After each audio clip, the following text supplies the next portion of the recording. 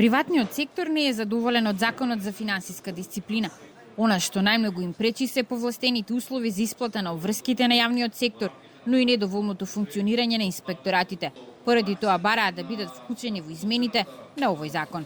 Од извршената анализа се покажува дека како еден од најголемите проблеми со кои се сочуваат компаниите во процесот на своето работење и со законската регулатива е непочитувањето, односно неисполнувањето на договорите и неефикасен правен систем, а како резултат на тоа се јавува нивната финансиска неликвидност и неможност за развој.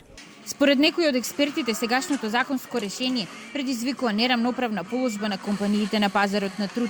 Затоа најмногу придонесува фактот дека кога должат на државата, незините институции за да си го наплатат долгот веднаш ги блокираат сметките на компаниите, но тие за своите пари чекаат и со години.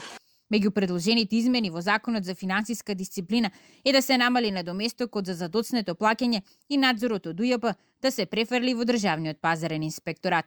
Доколку се утврди кај должникот дека има непочитување, а има непочитување пошто ќе има правосилна судска извршна исправа, дополнително се казнува со глоба од 3-5.000 евра.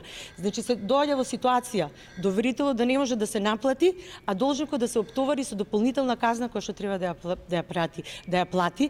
Значи доаѓа до финансиска неликвидност и на доверителот и на должникот. Сегашниот закон за финансиска дисциплина со последните измени се применува од 2014 година. Веќе е во процедура неговото усогласување со директивата за борба против задоцнето плаќање во комерцијални трансакции на Европската унија.